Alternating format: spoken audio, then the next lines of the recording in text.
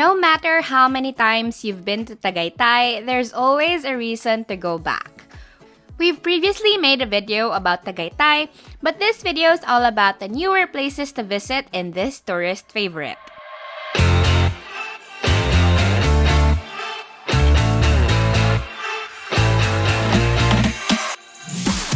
What's up, beach listers? This is Hannah from Philippine Beach List. For more than a decade, our team, together with our partners at The Poor Traveler, have been exploring the Philippines to list out the best that the country has to offer.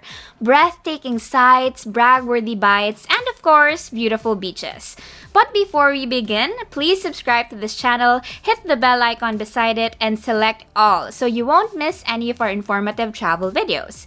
If you're watching this on Facebook, support us by following this page and sharing this video. In our previous video, we listed the classic tourist spots in Tagaytay. Tagaytay is one of the destinations that sit quite close to Manila, so city dwellers in need of a break from city life and yet enjoy its comforts run here. For a different take on this Weekend Warrior Classic, we'll show you around the newer spots in the city that have opened within the past few years and aren't usually found in Tagaytay itineraries. We also included some attractions located in the neighboring municipalities like Silang and Alfonso, which are also easily accessible from Tagaytay.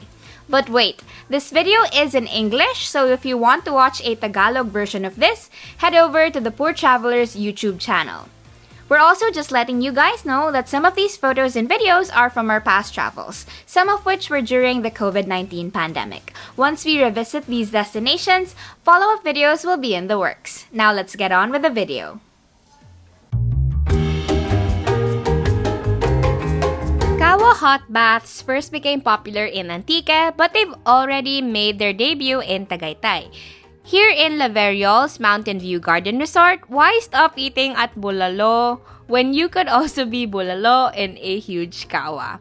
Kidding aside, this family-owned spa complex has been operating for a few years now, but not a lot of people know you can enjoy a unique spa experience here. For only $4.99, you can relax in the warm water in a giant kawa like this for 45 minutes.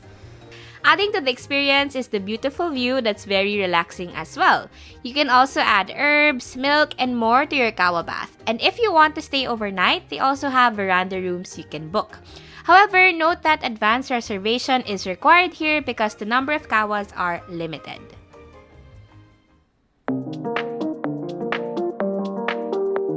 This 100-hectare residential and leisure community is Swiss-inspired. It has been attracting tourists by the droves with its 20,000 pine trees surrounding its rugged landscape. No wonder why, when our team posted photos from here, the landscape was mistaken for Baguio. Although Crosswinds is not new to Tagaytay, it is gaining traction again because of the new cafes that opened here. One of them is Napa, a coffee place inspired by the Napa Valley region in California. Their most popular items here are their various hot and iced coffees, but they also serve pastas, burgers, and pastries. But be warned, there's quite a queue for dine-in customers here. However, if you still want to try their offerings and the cafe is packed, you can always order takeout.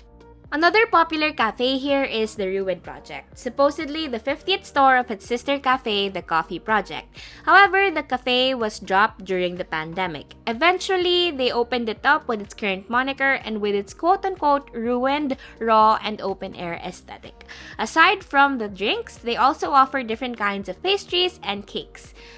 Both of these cafes are aesthetically Instagram-worthy and have a great view of the lush highlands of Tagaytay. These two are close to each other, so you can visit both. But if you can only visit one, here's our opinion. Drinks in Napa are better, but Ruined Project had better desserts. But that's just us, and your tastes and preferences may not be the same. So you can always just go based on what your heart desires. There are also other food establishments within the premises, including Cafe Wala, Coffee Project, and Windmill. Much has changed since our last visit to Crosswinds Tagaytay, such as the entrance mechanics. There used to be no entrance fee and parking fee, but since catapulting into fame over the 2023 holiday season, they've begun charging a combined parking fee and voucher ticket rate. Note that the consumable portion of the ticket can only be availed from one restaurant. For any purchases beyond the consumable, you will have to pay cash or credit. You can view these rates on the sidebar. For more information, check out their official Facebook page.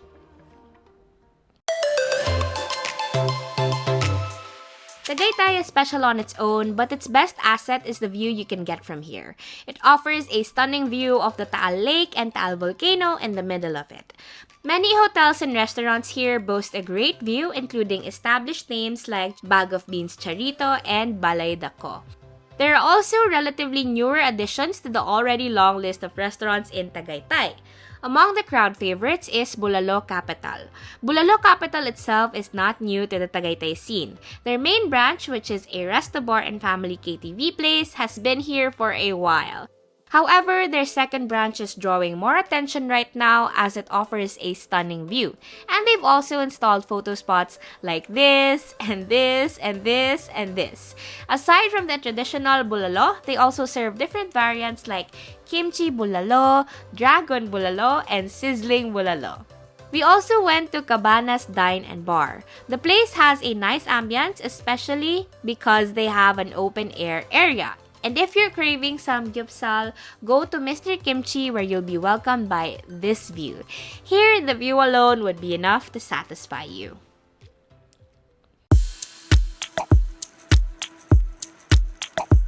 If you're not hungry enough for bulalo or a full meal, you can also still enjoy the view of Taal from any of the coffee shops located on the ridge.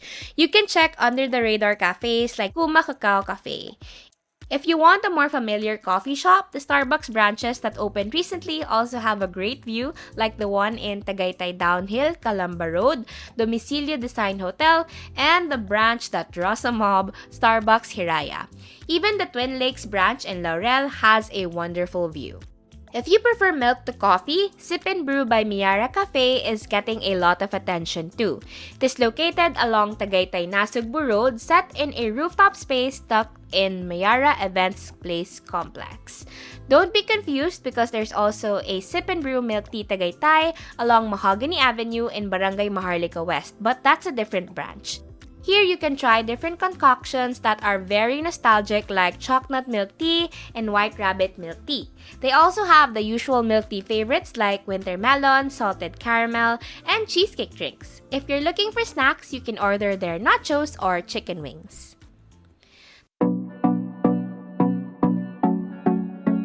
Tagaytay has always been known for its proper hotels, but in the past few years, concept accommodations have been rising in the city along with the nearby towns of Silang and Alfonso. They offer unusual, if not unique, lodging experiences to tourists. There are Bali-influenced ones, garden-style, container cabin type, and the Hobbiton-inspired La Luna bed and breakfast. The rates here are on the pricier side, but they allow up to 4 or 5 guests, so it's worth it, especially for families or friend groups.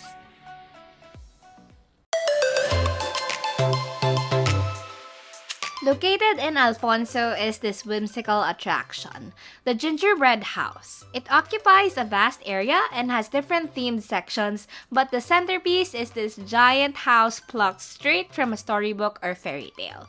This place is like a giant playground. There's also a restaurant located inside. However, don't expect too much. Aesthetically, this isn't the most fashionable or the most polished tourist spot in Tagaytay.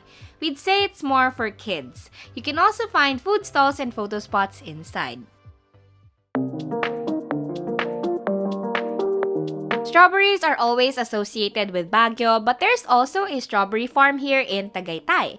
And if you love strawberries, you should add this to your itinerary. Located in the town of Alfonso right next to Tagaytay, Queen's Strawberry Farm is a complex with an events venue, bed and breakfast, bake shop, and you guessed it, a farm. When in season, you can go strawberry picking or rod fishing, but most people go here to dine at their restaurant, which is housed in a picture-worthy A-frame building. The restaurant serves various dishes with strawberries, starting from their salad dressed with strawberry vinaigrette to pancakes topped with fresh strawberries to strawberry milkshake and strawberry cheesecake. They also serve savory main dishes like pork belly and sisig, but don't worry, those are not mixed with strawberries. You can also buy fresh strawberries, strawberry jam, buko strawberry pie, and other products here that you can bring home.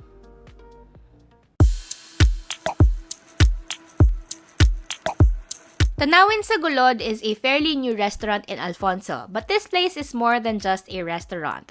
Although it is known as a dining spot with a wide selection on its menu and kubos for their dining area, they also have a campsite.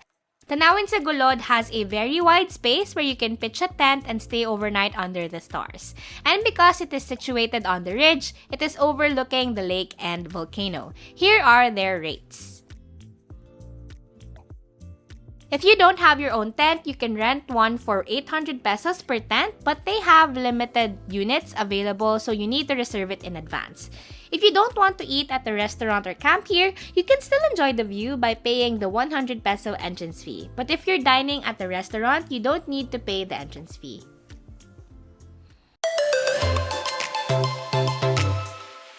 And while we're talking about Alfonso, let's also discuss the increasing number of restaurants located here. Even before, Sonia's Garden, Lime and Basil, and Marcia Adams, among others, have been known to many. But over the many years, more restaurants opened like Queen's Strawberry Farm, Tanawin sa Gulod, and Mon's Restaurant. But if you miss Japanese food, you can try Surugin Ramen House, concealed in this residential complex that really gives off a Japan vibe. Surugin takes pride in making their own noodles, but if you've had tonkatsu ramen in Japan and you prefer it that way, you might be surprised with their version of Hakata ramen because it's thin and clear. Meanwhile, their tsuraimen or spicy miso ramen is rich, opaque, and has a punch.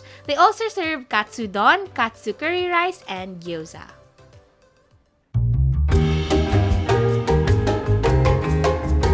Located near the boundary of Cavite and Batangas, Twin Lakes Shopping Village is a leisure center with a grandiose hotel surrounded by rolling hills with the lake and volcano as a backdrop. The view alone makes the visit worth it, but if you get hungry, there are multiple restaurants and cafes here that have access to the wonderful view like La Creperie, Bag of Beans, Silver Bucket, Bagoong Club, and more. This is also a favorite stopover for road trippers going to or coming from Batangas because there's a Starbucks, 7-Eleven, and Robinson's Supermarket here.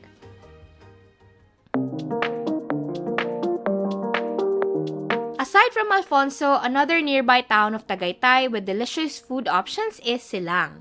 Silang has an abundance of garden cafes. So far, our team has tried Salakot and we recommend it.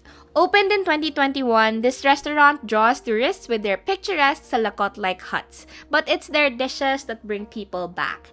They have an array of classic Pinoy dishes and everything is worth it for its price, like this kare-kareng pata ng baboy or pork leg, pata kare-kare, in a gigantic platter. Another dish our team tried and really liked is their pork laing.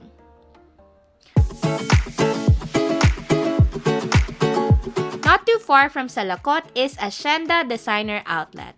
It's marketed as the first true international outlet mall in the Philippines. There are a lot of international brands here that offer deals of up to 70% off year-round. Aside from shopping, there are also a lot of restaurants, cafes, and food stalls here. There are also Instagrammable spots like this 3.5-story windmill. Have you visited any of these places? Let us know in the comment section below. If you have questions about Tagaytay or suggestions of places we should visit below, feel free to sound off in the comment section too. If you want to see more places to visit near Manila, beach recommendations, and other Philippine destinations worth adding to your bucket list, don't forget to subscribe to our channel and hit the bell icon to get notified when we have new videos. You can also follow us on Facebook, Instagram, and TikTok. We are Philippine Beach List on all those platforms. You can also check out our blog, philippinebeaches.org. The Philippines has so many islands, it's honestly going to take a lifetime to visit each one. So that just means we better get counting. Again, this is Hannah. Join me next time as we check another destination off our Philippine beach list. Bye!